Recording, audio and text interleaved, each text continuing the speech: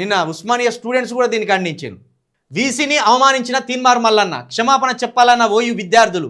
MLC హోదాలో ఉండి కనీసం అపాయింట్మెంట్ తీసుకోకుండా వీసీ ఛాంబర్కి తీన్మార్ మల్లన్న వెళ్ళి వీసీని అయ్య జాగిరా అంటూ మాట్లాడడం తగదని గుర్తు చేస్తున్నామని ఓయూ విద్యార్థి నాయకులు వలిగొండ నరసింహ అన్నారు. మీరు మాట్లాడుతున్న ప్రొఫెసర్ మనోహర్ ఏనాడు కూడా బీసీ హక్కుల గురించి విద్యార్థి ప్రొఫెసర్లు నాన్ టీచింగ్ వైపు నిలబడిన చరిత్ర లేదని, ముఖ్యంగా బీసీ బిడ్డ అయిన గత వీసీ ప్రొఫెసర్ రవీందర్ యాదవ్ పట్ల మీరు అంటున్న ప్రొఫెసర్ మనోహర్ వైఖరి తెలుసుకోగలరు. గత దశాబ్ద కాలంగా ఫెలోషిప్స్ నిలిపివేస్తే ఏనాడు కూడా మీరంటున్న ప్రొఫెసర్ స్పందించిన దాఖలాలు లేవు. కులాలు లేవని జాతీయవాదం పేరు మీద ఎస్సీ ఎస్టీ బీసీ వర్గాలను అణచివేయడమే లక్ష్యంగా పెట్టుకున్న ఆర్ఎస్ఎస్ బీజేపీ మనువాద సిద్ధాంతాన్ని మోసి నేడు తనను తాను రక్షించుకోవడం కోసం కులం ముసుగు వేసుకుంటున్న ప్రొఫెసర్ మనోహర్ భావజాలం పట్ల అప్రమత్తంగా ఉండండి. అందరినీ ఇష్టం వచ్చినట్టు మాట్లాడి అవమానించినట్టు మా మాదిగ బిడ్డని అవమానిస్తే తెలంగాణ రాష్ట్రంలో ఉన్నటువంటి మాదిగ విద్యార్థి యువత ఊరుకోరని హెచ్చరిస్తున్నామని ఓయూ విద్యార్థులు ఒక ప్రకటనలో మల్లన్నను హెచ్చరించారు.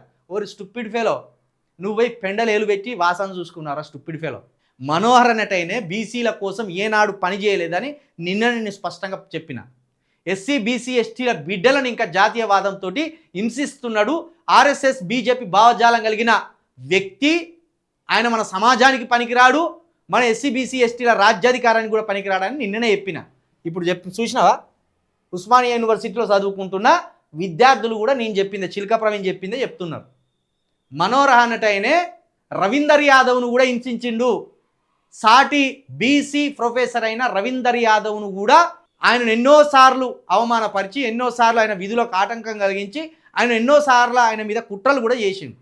ఇప్పుడు తీన్మార్ మల్లిగాంతో పోయిన హరీష్ గౌడ్ గారు కూడా ఆలోచించాలి. బీసీ అని పోయిన మరి ఇప్పుడు రవీందర్ యాదవ్ గారు బీసీ కాదా?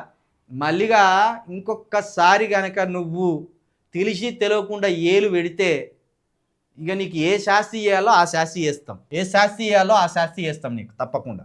మన పంది బలిసినాడు బలిసిండు.